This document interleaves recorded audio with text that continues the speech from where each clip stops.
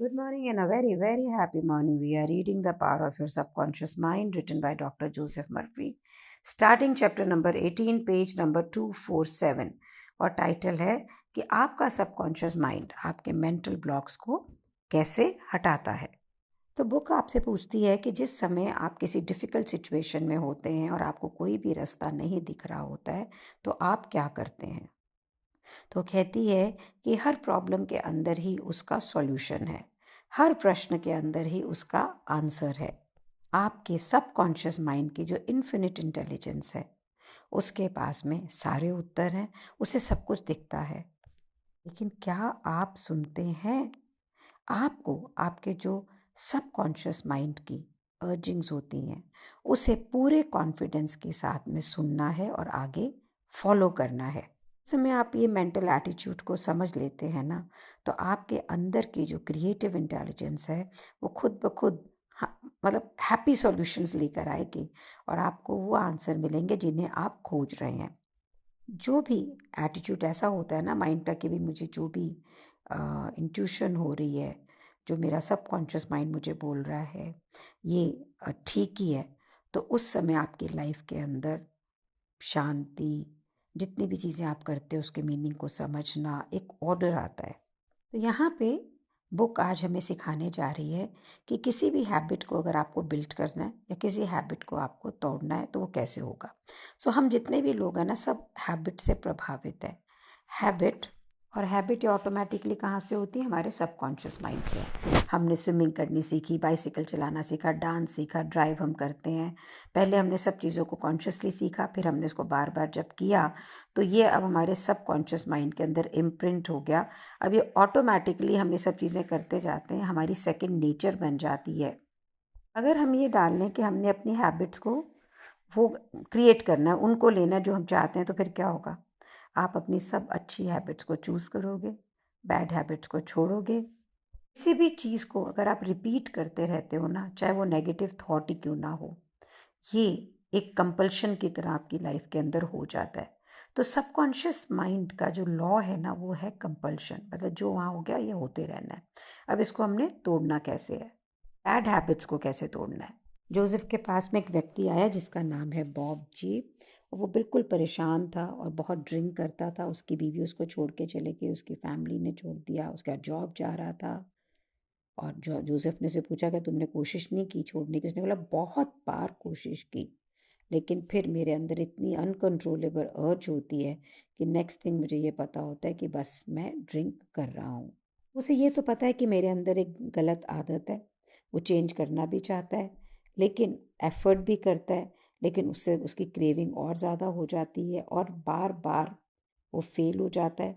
और जितनी बार फेल होता है उसको अंदर कन्विंस होता है कि मैं बिल्कुल होपलेस हूँ, मैं बिल्कुल पावरलेस हूँ, मेरी तो ये ऑब्सेशन कभी ख़त्म ही नहीं हो सकती है। और जितना ये अपने आप को पावरलेस समझता है, यही सजेशन वो आपके सबकॉन्शियस माइंड को देता है। वहाँ पर ही उसकी के जो वीकनेस है वो और पक्की होती चली जाती है और उसके पास ज़िंदगी में एक के बाद एक फेलियर होते ही चले जाते हैं। सो जोसेफ ने उसको सिखाया कि किस प्रकार से वो चेतन और अवचेतन मन, यानी कॉन्शियस एंड सबकॉन्शियस माइंड को के फंक्शंस को हार्मोनाइज करता है। जिस समय ये दोनों आपस के अंदर कोऑपरेट करते हैं ना, उस समय कोई भी आइडिया, कोई भी डिज़ायर जो आप सबकॉन्शियस माइंड में इम्प्लांट करते हो वो रियलाइज़ हो जाती है। इस बात से जो बॉब था, उसे एक और बात समझ में आई कि अगर एक हैबिट मुझे मुश्किल में डाल सकती है तो कॉन्शियसली मैं एक नया हैबिट क्रिएट कर सकता हूँ जो मुझे फ्रीडम देगी, सोबरिटी देगी और पीस ऑफ माइंड देगी।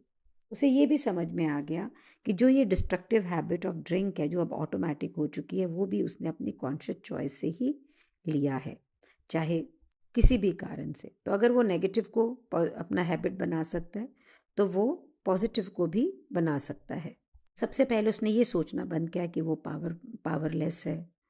फिर उसको ये क्लियर अंडरस्टैंडिंग उसने ली कि कोई भी ऑब्स्टेकल नहीं है कि जहाँ पे वो अपनी सोच के द्वारा अपने आप को हील ना कर सके। अब बॉब ने प्रैक्टिस की अपनी बॉडी को रिलैक्स करना, अपने आप को ड्राउजी और मेडिटेटिव स्टेट के अंदर लाना और फिर अपने माइंड को फिल करना उन फोटोग्राफ से, उस विजुअलाइजेशन से ताकि वो सब कॉन्शियस माइंड में चीज़ों को इम्प्रिंट कर सके। और उसने क्या इमेजिन किया कि उसकी डॉटर उसे बहुत हग कर रही है, गले लगा रही है और कह रही है, ओ डैडी आप फिर से घर आ गए, कितना अच्छा लग रहा है। ऑटोमेटिकली वो बार बार इस तरह से मेडिटेट करता रहा अपने डॉटर की पिक्चर को, उसकी स्माइल को, अपने घर में आने को, उसकी चेयरफुल वॉइस को। जोसेफ ने उसको सिखाया कि उसको कॉन्शियस माइंड को बिल्कुल अपने कैमरा की तरह समझना है। सब कॉन्शियस माइंड एक सेंसिटिव प्लेट है, जो उस कैमरे में आता है उसी को इम्प्रेस कर लेता है, वो पिक्चर की तरह।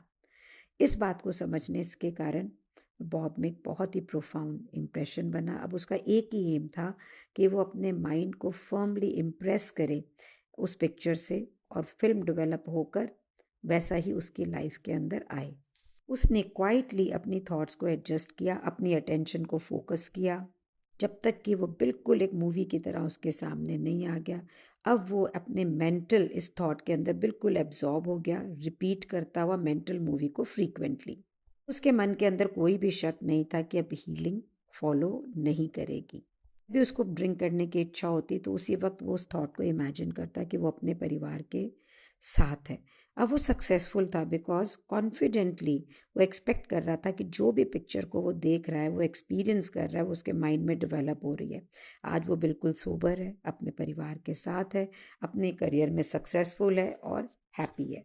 इसी वजह से एक और एग्जाम्पल यहाँ पे दे रहे हैं। जिस लड़की का नाम है रुथ, और वो कह रही है पिछले 3 महीनों से मैं मेरे जीवन के अंदर एक मुश्किल से दूसरी मुश्किल की तरफ चलती चली जा रही हूँ। जोसेफ को उसने बोला, मुझे कुछ समझ में ही नहीं आ रहा है कि ऐसा क्या हो रहा है कि सडनली एक के बाद एक रास्ता मेरे लिए बंद होता चला जा रहा है। पोटेंशियल क्लाइंट्स बिल्कुल आखिरी तक आते हैं और फिर साइन नहीं करते हैं। जोसेफ ने उसको पूछा, ऐसा कब से हो रहा है? उसने बोला 3 महीने से हो रहा है। उसने बोला कि क्या तुम्हें डेट के बारे में श्योर है या कुछ पर्टिकुलर उस समय ऐसा हुआ?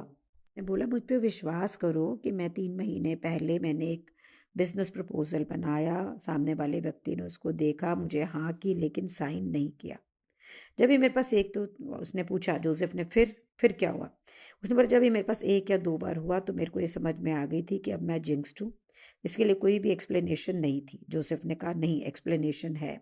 एक्सप्लेनेशन ये है कि उसकी इरिटेशन और उसकी रिजेंटमेंट उस ऑर्थोडेंटिस्ट के प्रति जिसने की उसके पेपर्स को लास्ट मोमेंट पे साइन नहीं किया, वो कॉन्ट्रैक्ट नहीं आया। अब उसके सबकॉन्शियस के अंदर ये बिल्कुल सेट हो गया कि बाकी प्रोस्पेक्टिव क्लाइंट्स भी ऐसा ही करेंगे, और ये जो pattern of frustration, hostility and obstacle है, ये बिल्टअप होना शुरू हो गया। जैसे ही सबकॉन्शियस माइंड के ऊपर इम्प्रेस हुआ, और वैसी ही कंडीशंस जिसको कि वो डरती थी वो ही आगे क्रिएट होने लग गई। तो सक्सेसिव फेलियर जो है वो स्ट्रेंथन हुआ उसकी कन्विक्शन के कारण। उसने एक विशियस सर्कल को डेवलप कर लिया। जैसे जैसे आपस में बात कर रहे, रुथ को दिखना चालू हो गया कि हाँ, ये ट्रबल उसकी अपनी माइंड में है और उसको अपने मेंटल एटीट्यूड को बदलना पड़ेगा। और फिर उसने अपने लिए एक एफर्मेशन और एक मेडिटेशन निकाली जिसके जो ऐसी है, I realize I am one with the infinite intelligence of my subconscious mind which knows no obstacle, difficulty or delay. मैं ये समझ रही हूँ कि मैं अपनी infinite intelligence के साथ subconscious mind के साथ रह रही हूँ जिसको कि कोई भी गलती, रोड ब्लॉक या डिले नहीं है। मैं एक बहुत ही खुशी भरी एक्सपेक्टेंसी के साथ रहती हूँ कि मेरे जीवन में बेस्ट ही होगा। मेरा जो गहराई का अंदर से जो गहराइयों में मन है वो मेरी सोच को रिस्पॉन्ड करता है। और मैं ये जानती हूँ कि मेरे सबकॉन्शियस माइंड की जो इन्फिनिट पावर है, सीम अनंत अगाध, उसके काम को कोई भी रोक नहीं सकता है। इन्फिनिट इंटेलिजेंस सक्सेसफुली जो भी चीज़ शुरू करती है उसको पूरा करती ही करती है। मेरे अंदर जो क्रिएटिव विजडम है वो काम करती है और मेरे सारे प्लान्स और पर्पसेस को कंप्लीट करती है। जब भी जो भी मैं शुरू करती हूँ वो सक्सेसफुल होके कंप्लीट होता ही होता है। मेरा ज़िंदगी का जो लाइफ है का उद्देश्य है वो वंडरफुल सर्विस को करना है, और जिन्हें भी मैं कांटेक्ट में आती हूँ वो ब्लेस्ड हैं जिन भी चीज़ों को मैं ऑफ़र करती हूँ। और मेरा जो काम है उसका जितना भी हल निकलता है वो सारा डिवाइन ऑर्डर में है। कहने का अभिप्राय ये है कि मेरे सब काम होते हैं, मैं एक एक्सपेक्टेंसी के साथ जीती हूँ कि भाई मेरे काम तो हो रहे हैं और मेरे काम यूनिवर्स के साथ में एक लयता में है। इस प्रार्थना को उसने हर रोज़ सुबह किया, अपनी कस्टमर्स को कॉल करने से पहले, और हर रात को किया सोने के जाने से पहले। थोड़े ही दिनों के अंदर उसने एक नया हैबिट पैटर्न अपने सबकॉन्शियस माइंड में इस्टेब्लिश कर लिया और दोबारा से वो बिल्कुल पावरफुल हो गई लोगों को अपने प्रोग्राम के बारे में, अपने बिजनेस के बारे में बताने के लिए, और का वो जो जिंक्स विंक्स था वो सारा ख़त्म हो गया। जब मैंने इस चैप्टर को पढ़ा ना, तो मेरी ना टीम हायरिंग एक चैलेंज है। लोग आते हैं, लोग बात करते हैं, लेकिन लोग अंदर नहीं आते हैं। तो अब क्या हो रहा था, जब मैं इंटरव्यू करती हूँ तो मुझे उससे पहले ही लगता है कि पता नहीं टिकेगा कि नहीं टिकेगा, रहेगा कि नहीं रहेगा। अब मैंने आज ये चैप्टर पढ़ा है तो मुझे समझ में आ गया कि मेरे सबकॉन्शियस माइंड में मुझे एफर्मेशन और मेडिटेशन करनी है, जिसके अंदर मुझे एक ऐसी एक्सपेक्टेंसी के साथ जीना है कि मेरी ज़िंदगी में तो सब बेस्ट टू बेस्ट लोग ही हैं और वही लोग मेरे साथ काम करेंगे। तो लेट्स सी व्हाट हैपेंस। मुझे पता है कि मेरी टीम बहुत बढ़िया बनने वाली है या बन चुकी है, right. Thank you so much. आपके लिए बुक पढ़ रही हूँ तो ये मेरी लाइफ में क्रिएट हो रहा है। आप भी बहुत लोगों को भेजें ताकि उनकी ज़िंदगी में भी ये क्रिएट हो और ये ब्लेसिंग्स आपके पास आएँ। Thank you so much for being in my life. Thank you so much.